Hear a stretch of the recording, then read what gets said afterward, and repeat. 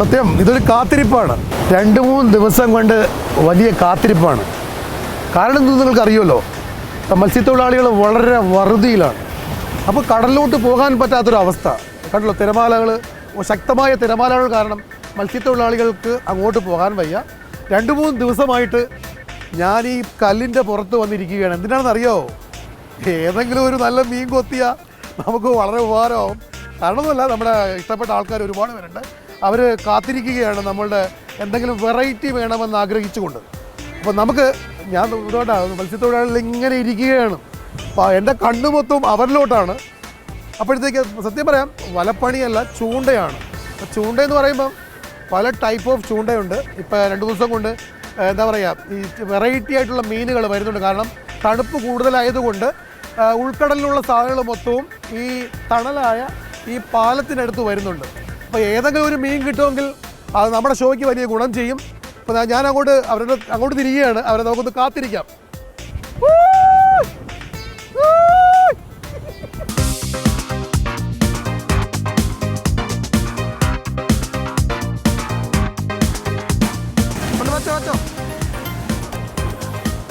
ഇരിക്കൂലല്ലേ ചൂണ്ട ഇളക്കിയത്, പതുക്കെ ചൂണ്ട ഇളക്കിയത്.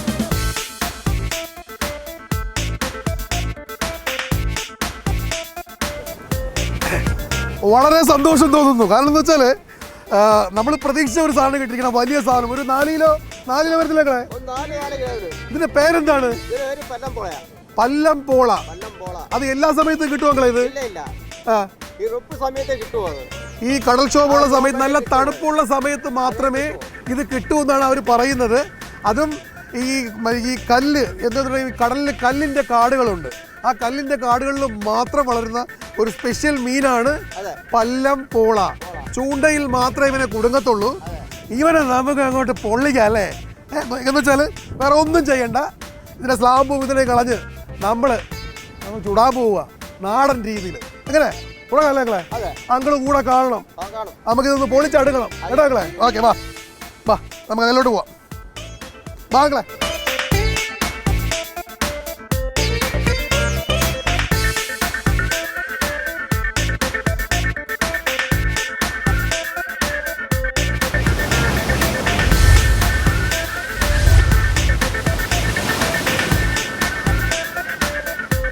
നോക്കിയേ, പല്ലം പോള.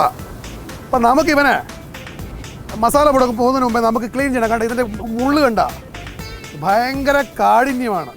അപ്പം നമുക്ക് അതിനു മുമ്പേ നമ്മുടെ കത്തി ഒന്ന് തീട്ടാം. കത്തി തീട്ടിയിട്ട് ഇതെൻ്റെ മസാല കൂട്ട് ഇതെങ്ങനെ കട്ട് ചെയ്യുന്നുള്ളത് നിങ്ങൾക്ക് കാണിച്ചു തരാം.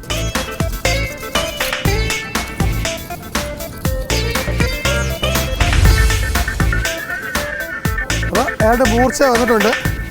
നമുക്ക് നമ്മുടെ പല്ലം പോളയിലോട്ടൊന്ന് പോകാം അല്ലേ? അപ്പോൾ ഇതിൻ്റെ ഒരു പ്രത്യേകത എന്ന് പറയുന്നത്, ഇതിന് ചെതുമ്പലിനൊക്കെ ഭയങ്കര കട്ടിയാണ്. കണ്ട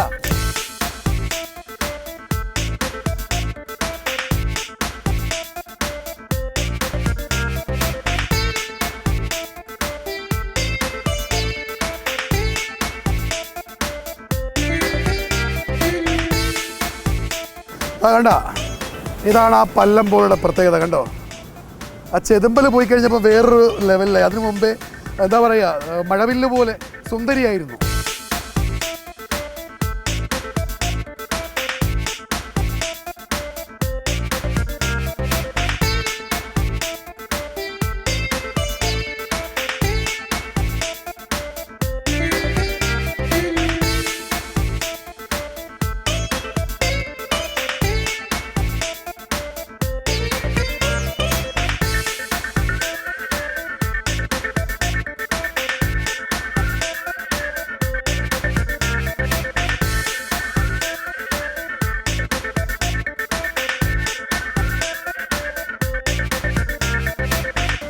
അപ്പോൾ കണ്ടോ, റെഡി ആയിട്ടുണ്ട്. കണ്ടോ, നമ്മുടെ ശരപഞ്ചരത്തിൽ ജയനങ്ങ് എണ്ണയിടുന്ന ഒരു രീതിയുണ്ടല്ലോ, അതുപോലെ നമുക്കിവനെ നല്ലൊരു മസാല കൂട്ടിലൊന്ന് കുളിപ്പിക്കാം അല്ലേ? ഓക്കെ, മസാല ഇടാൻ പോവുകയാണ്. അപ്പോൾ ഇനി മസാല കൂട്ടിലോട്ട്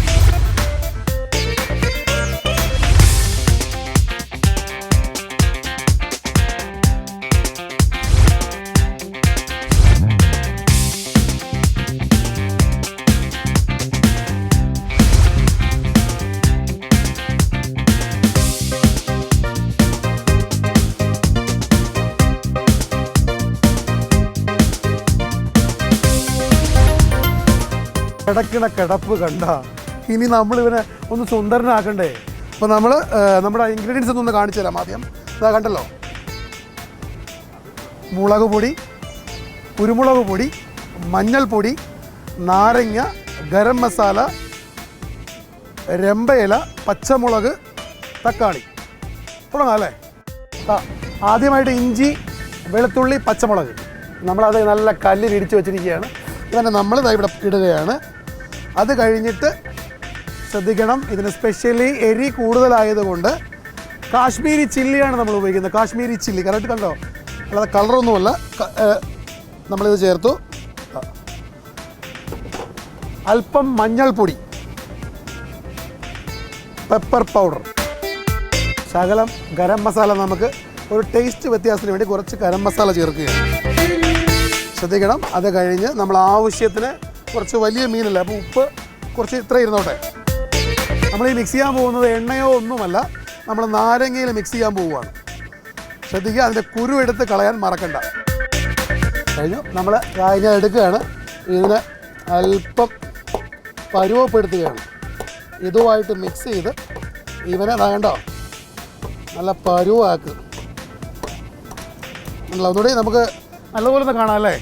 മസാല കണ്ടോ, മസാല ഇങ്ങനെ കണ്ടോ.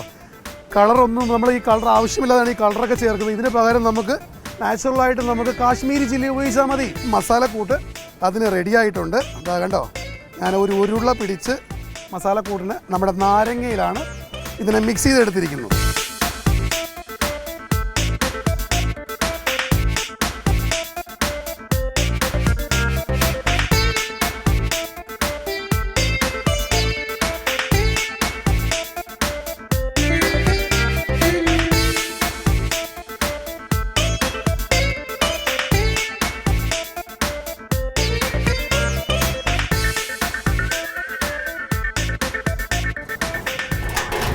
അവളങ്ങ് റെഡി ആയിട്ടുണ്ട്. കാരണം എത്ര പ്രാവശ്യം ഉടച്ചാലും പിടിച്ചാലും ഇവൾ അനങ്ങത്തില്ല കേട്ടാ.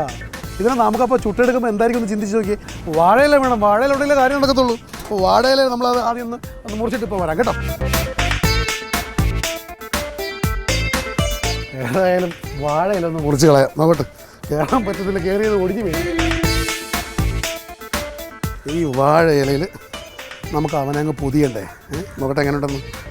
വേണ്ട, നമുക്ക് ഇവനെ ഒന്ന് ചൂടാക്കിയതിന് ശേഷം ഈ വാഴയിലയിൽ നമുക്ക് അവനെ അങ്ങോട്ട് പൊതിയണം. ഓക്കെ, അപ്പോൾ ഞാൻ അങ്ങോട്ട് പോവാണ്. എടുത്ത് ചുടാനുള്ള പരിപാടി അങ്ങ് തുടങ്ങാൻ പോകണം. ആദ്യം ഒരു സൈഡിലത്തേക്കുള്ളത് നോക്കാം കേട്ടോ. എന്നിട്ട് ഇതിനെ തിരിച്ച് നമ്മൾ വയ്ക്കുന്നുണ്ട്. നമുക്ക് ഇതിനകത്തൊരു ചെയ്യുന്നത് പച്ചമുളക്, കുറച്ചുകൂടി എരി വേണം. അപ്പോൾ പച്ചമുളക് കീറിയിട്ട് നമ്മൾ ഇതെല്ലാ ഭാഗത്തും ഇതിനിടയിൽ കയറ്റാനുള്ളൊരു പരിപാടിയാണ്.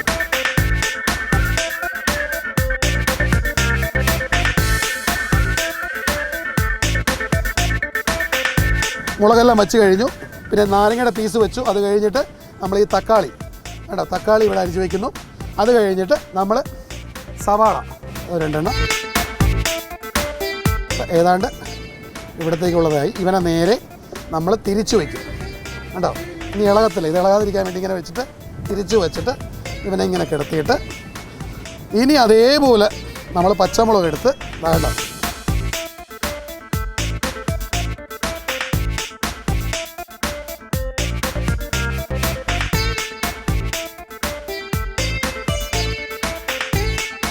നമ്മൾ ഇവനെ അങ്ങോട്ട് ഒരുക്കി കഴിഞ്ഞു. ഇനി നമ്മൾ ഇതിനെ ക്ലോസ് ചെയ്യാൻ പോവുകയാണ്.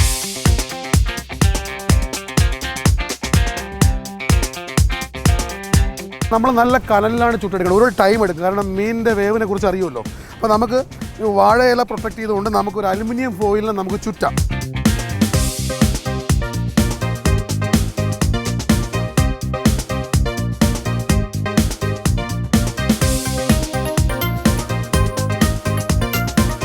മഴവില്ല് പോലൊരു സുന്ദരിയെ നമ്മൾ ഈ വെള്ളി കവറിനകത്താക്കിയിരിക്കുക കേട്ടോ.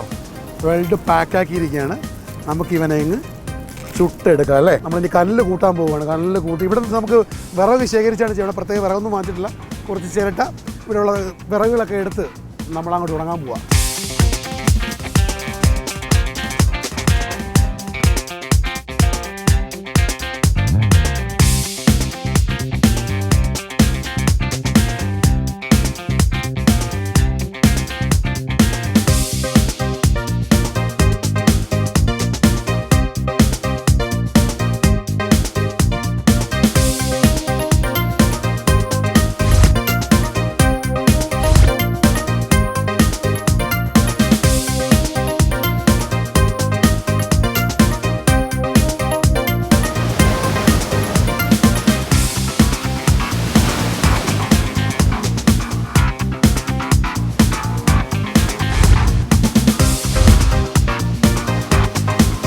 നല്ല കാറ്റാണ് കേട്ടോ. നല്ല കാറ്റായപ്പോഴത്തേക്ക് ഇതിന്ന് മണം അങ്ങോട്ട് ഇളകി വരാം കേട്ടോ. ഒരു രക്ഷയില്ല.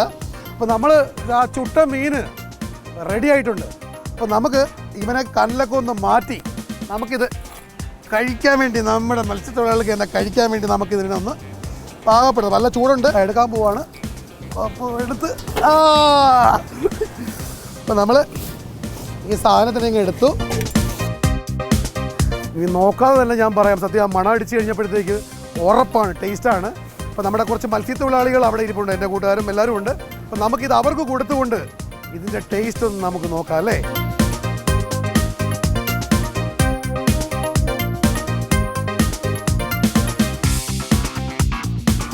അപ്പം നമുക്ക് ഇതൊന്ന് അല്ലേ നോക്കിയില്ലെങ്കിൽ പിന്നെ. അപ്പോൾ നമ്മുടെ മത്സ്യത്തൊഴിലാളികൾ ഇവിടെ ഇരിപ്പുണ്ട്. എനിക്ക് തോന്നുന്നു ഇത് ടേസ്റ്റിനെ കുറിച്ച് പറയാം, അവർക്ക് തന്നെയാണ് പറ്റുമെന്ന് തോന്നുന്നു. അപ്പോൾ നമുക്കിത് ഓപ്പൺ ചെയ്യാം അല്ലേ.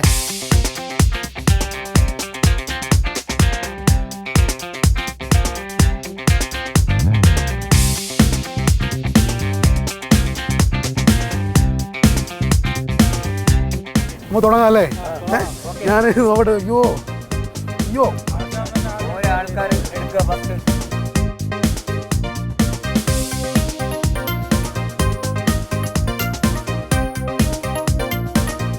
എങ്ങനെയുണ്ട്? അടിപൊളിയാണ് കേട്ടോ, സൂപ്പറാണ്. നമ്മൾ ഈ പുറമേ കാണുമ്പോൾ കരിഞ്ഞിരിക്കുന്ന കണക്കൊക്കെ തോന്നും, പക്ഷേ ഉള്ളൊന്നും കരിഞ്ഞിട്ടില്ല. നല്ല കഴിക്കാൻ പറ്റിയ സൂപ്പർ അടിപൊളി പരുവാണ്, നല്ല ടേസ്റ്റാണ്.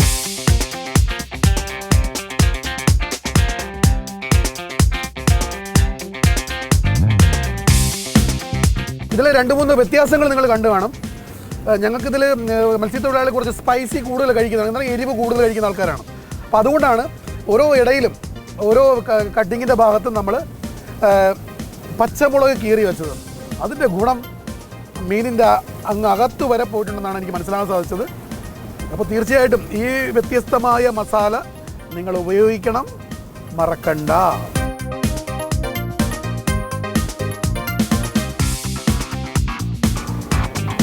അവരെക്കാളും ഞാൻ കൂടുതൽ കഴിക്കേണ്ടി വന്നു കേട്ടോ.